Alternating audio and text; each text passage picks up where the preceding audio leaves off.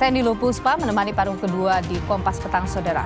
Partai Bulan Bintang terang-terangan meminang putra sulung Presiden Joko Widodo Gibran Rakabuming Raka sebagai bakal cawapres pendamping Prabowo Subianto di Pilpres 2024. Gibran jadi nama yang didorong PBB selain ketua umumnya Yusril Iza Mahendra.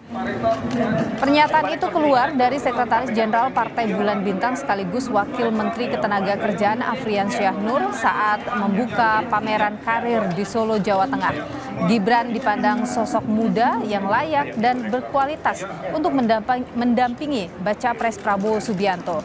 Afrian Syah bahkan mendorong Gibran untuk tidak takut keluar dari partainya PDIP karena ini demi kepentingan bangsa dan negara. Meski demikian, Mahkamah Konstitusi belum memutus gugatan uji batas usia minimal cawapres 40 tahun. Sedangkan Gibran saat ini masih berusia 35 tahun.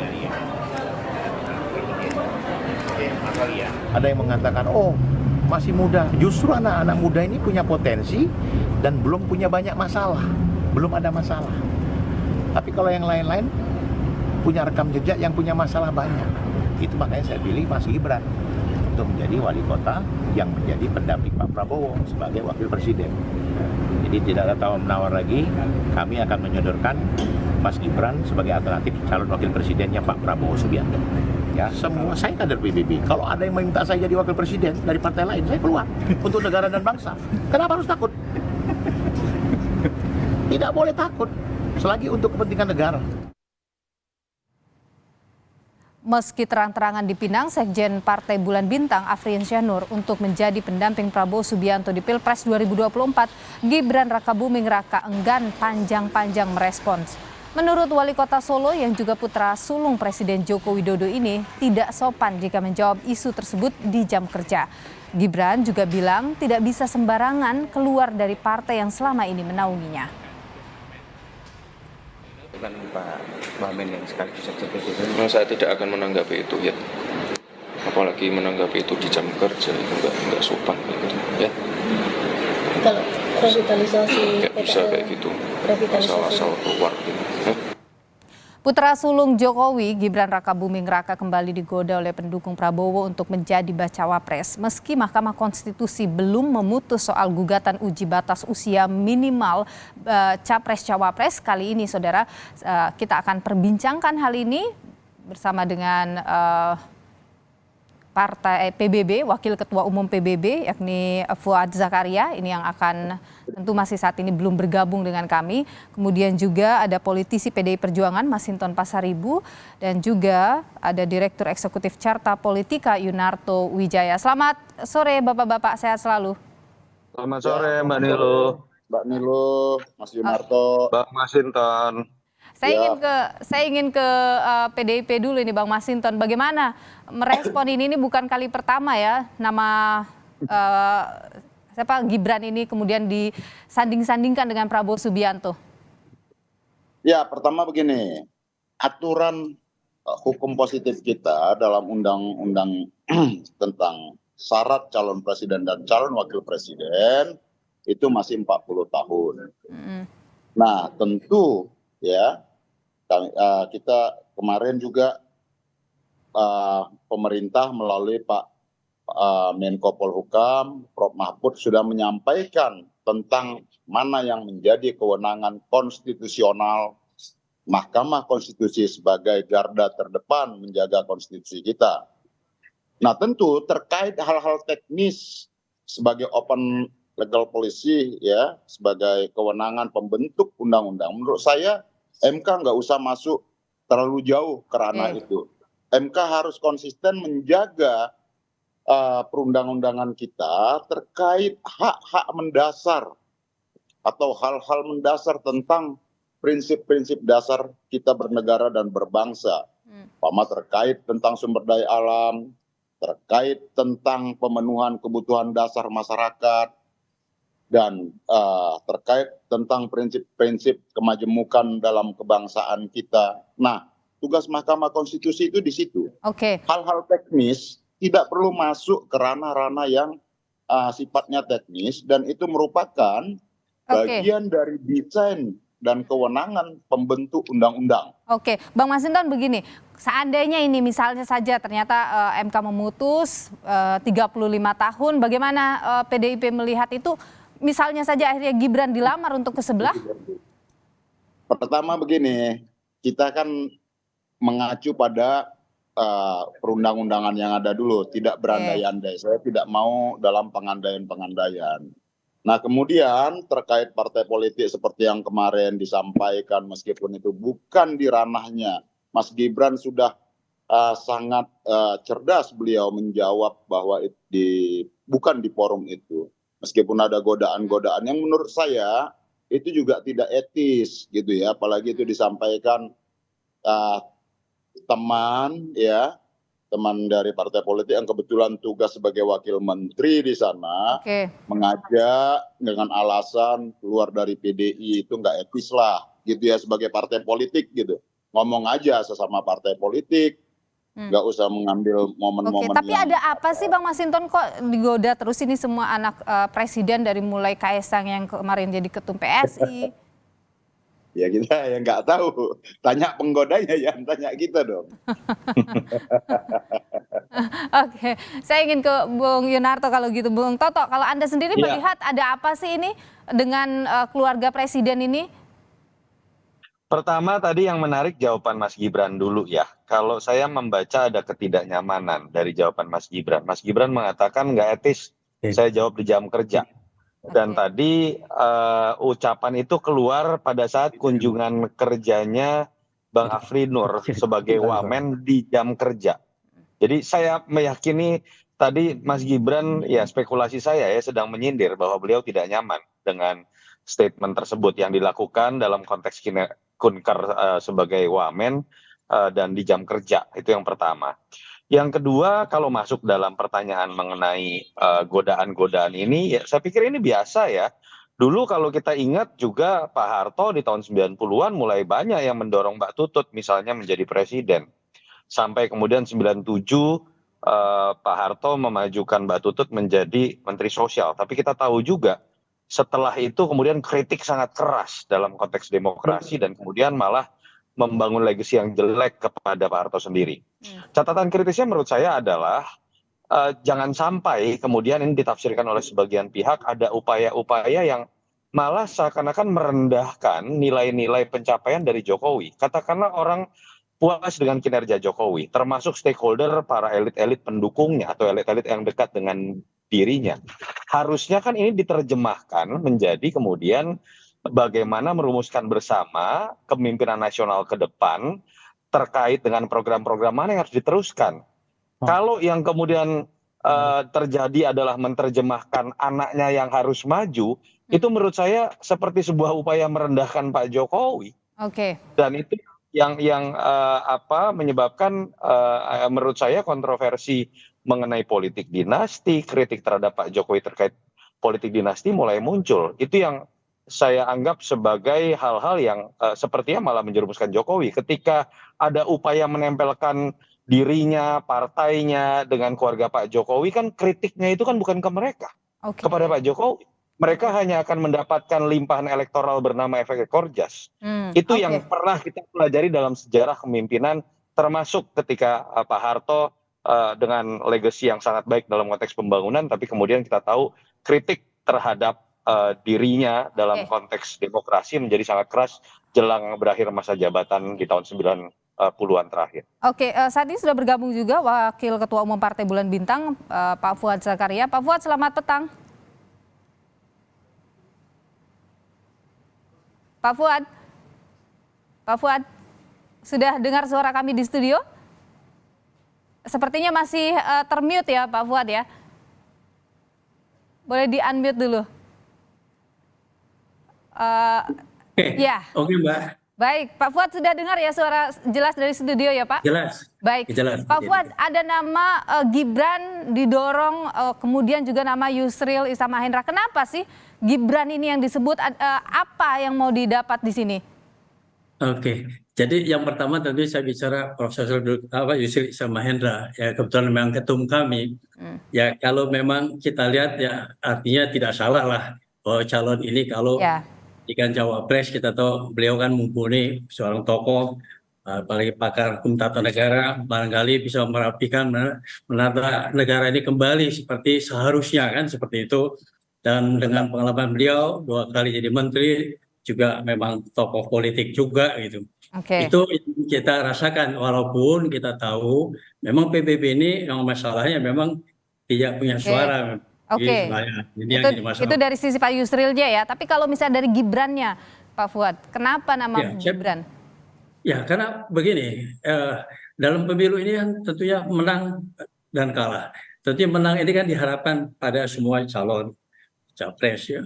Jadi kita lihat bahwa pemilih ini kan diantaranya banyak milenial itu 60%-an kira-kira seperti itu. Tentunya milenial ini kan berharap ya sesuatu yang memang masa depan mereka. Nah, Gibran ini kebetulan salah satu diantaranya yang memang hari ini eksis di pemerintahan, di partai politik juga kita tahu itu, dan beliau hari ini jadi wali kota. Kita lihat semua berjalan dengan baik, cukup mumpuni lah ya di situ. Dan lalu kalau kita lihat juga track record beliau ini dan yang selama ini mungkin belum ada hal yang negatif, jadi cukup bersih lah kalau kita lihat. Dan tentunya ini harapan bagi milenial ya, sama mereka dan penuh harapan. Dan rasanya ini kalau memang terjadi, ini sangat mungkin melihat suara yang cukup banyak. Jadi itu salah satu faktor. Dan partai ini kan bagaimana caranya menang, baru kemudian bagaimana menata negara ini kan kira-kira seperti itu. Tapi Pak Fuad, banyak anggapan kemudian menilai bahwa statement ini muncul untuk agar PBB bisa dapat efek ekor jas begitu. Bagaimana? Itu sih boleh aja ya, penilaian orang masing-masing kan kita punya strategi masing-masing. Tapi intinya memang kita ada di kubu Pak Prabowo ini, bagaimana beliau ini menang. Untuk menang yaitu dalam beberapa macam strategi dijalankan. Kenapa Gibran? Karena kita tahu milenial ini 60% lebih. Dan itu yang kita perlu suara itu untuk menang. Setelah menang baru kita langsung menata negara dengan baik, kira-kira itu. Tapi tidak bisa dipungkiri juga ya kalau misalnya bawa nama Presiden Jokowi, anaknya begitu ya efek elektoral bisa didapat juga oleh PBB gitu ya Pak Fuad ya.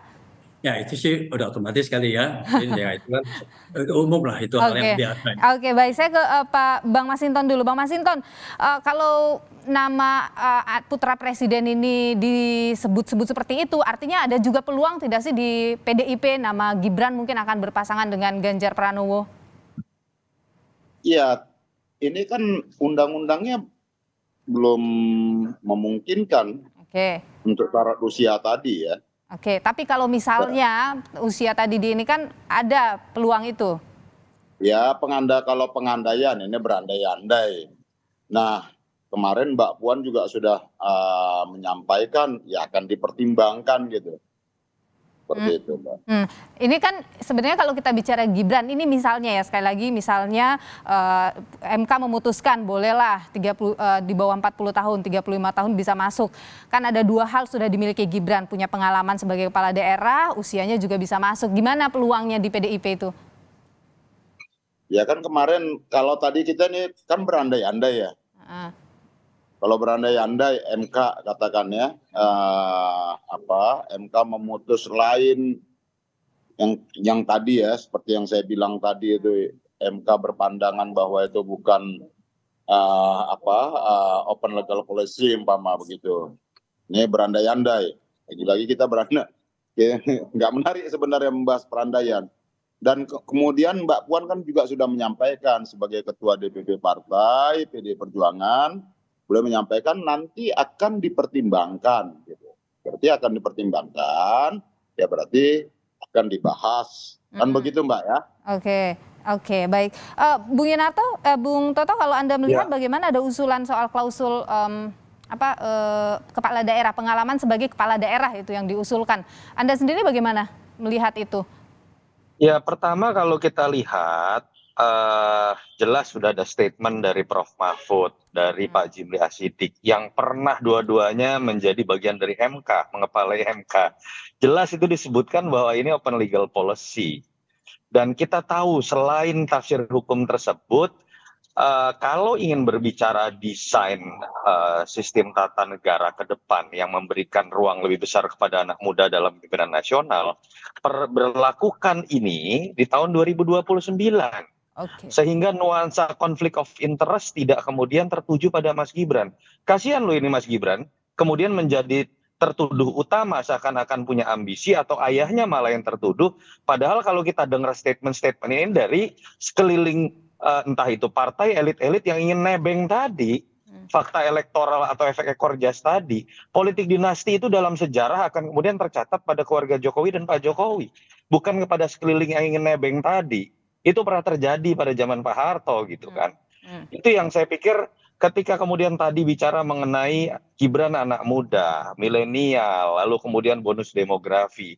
Ada Eri Cahyadi, ada Bima Arya Sugiarto, ada puluhan dan ratusan kepala daerah yang pernah berhasil dan mungkin masih memimpin. Jangan kemudian kita sempitkan dalam konteks regenerasi ketika anak presiden dia punya nilai lebih. Itu yang kita kritik dalam proses pengangkatan Kaisang secara instan di PSI dan juga upaya mendorong-dorong Mas Gibran. Ingat juga loh bagaimana kemudian keberadaan dari ipar Pak Jokowi sebagai ketua MK. Yang kasihan adalah Pak Jokowi juga dan keluarga Pak Jokowi yang akan menjadi tertuduh oleh orang-orang yang menjadi tidak salah kalau kemudian berspekulasi mengenai hal-hal terkait dengan politik dinasti. Jadi kalau kita ingin berbicara mengenai desain dari undang-undang pemilu yang memberikan ruang gerak lebih, putuskan sesuai dengan positioning sebagaimana mestinya. Revisi ulang itu di DPR. Oke. Katakanlah kalau kemudian ingin diputuskan bersama-sama di DPR terkait dengan usia yang harus diturunkan, berlakukanlah itu tidak dalam kondisi ketika orang melihat ada potensi konflik of interest. Oke, baik. Itu yang menurut saya harusnya dilihat secara lebih utuh. Ini bukan tentang Gibran, bukan tentang koalisi Prabowo atau Ganjar atau Anies. Ini tentang kepantasan nilai-nilai demokrasi dan menjaga legasi dari Jokowi yang sudah baik. Oke, Bung Fuad, kalau kita bicara di koalisinya Pak Prabowo, ini kan sebenarnya ada nama lain yang lebih kuat ya secara elektabilitas. Ada nama Erick Thohir. Kenapa malah menyebut nama Gibran gitu? Ya, tadi sebetulnya kan di dalam kontestan ini bagaimana caranya untuk memenangkan. Kita tahu bahwa suara pemilih ini didominasi oleh milenial gitu. Oke. Pak Erick Thohir kan bukan milenial. Oke, tapi secara elektabilitas dia tinggi. Ya, itu Pak Prabowo itu bukan milenial loh. Ya, beliau itu kan udah menjalankan proses sudah lama ya. Gibran ini kan belum ini, tapi kita punya keyakinan ya dengan memang trennya bahwa milenial ini memang butuh figur-figur seperti itu. Kita punya rasa optimis ya.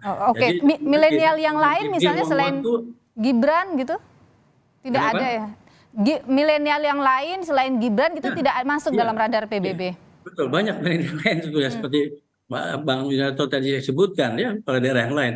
Yang kita pilih itu tidak hanya milenial, yang memang mumpuni, yang kita nilai punya nilai pilih yang besar, yang tinggi. Karena dia putra Presiden Jokowi begitu? Itu karena kebetulan aja putra Jokowi. Kebetulan ya kalau kita flashback ke belakang, dulu Pak Jokowi bukan siapa-siapa kan? Ya, tapi memang dia punya nilai elektabilitas yang tinggi, ya punya nilai pilih yang tinggi dari masyarakat, langsung kebutuhan itu bisa jadi bukan siapa-siapa. Kalau ini kebetulan yang Pak Jokowi, saya anggap itu saya kebetulan. Oke, tapi satu hal yang lain juga kita tahu bersama Gibran ini kan PDIP begitu. Bagaimana tidakkah PBB memikirkan sisi itunya juga? Ya itu bisa kita kompromikan lah. Yang penting bahwa ini Bang Masinton bisa dikompromikan? Ya.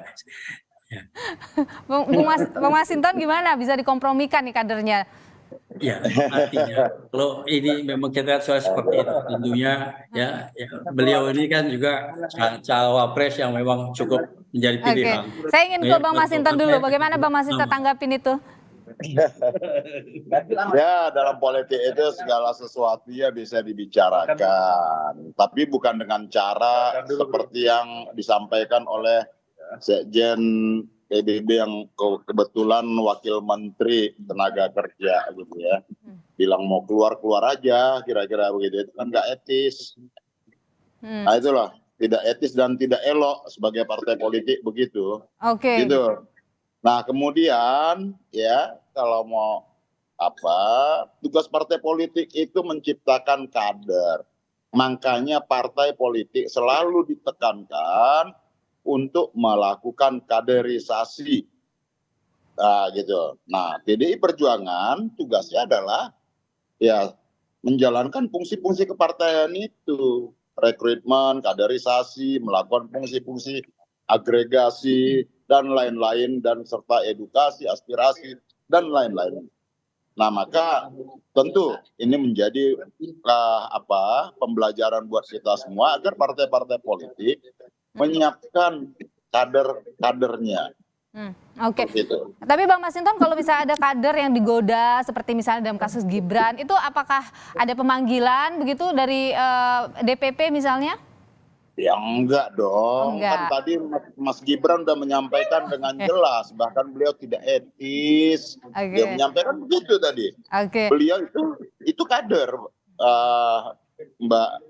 Jadi pasti beliau juga tahu mana yang akan beliau sampaikan. Dan itu yang disampaikan oleh Mas Gibran sangat gamblang. Itu sudah jawaban yang sangat jelas ya, tidak mungkin tergoda. Kalau PBB bagaimana melihat jawaban Mas Gibran itu? Sepertinya Mas Gibran merasa tidak nyaman begitu. Halo, Pak Fuad. Ya. Gimana, Mbak? Kalau PBB bagaimana melihat reaksi respon yang muncul dari Gibran tadi? Iya, beliau kan juga artinya beliau juga kan berpikir tentang itu.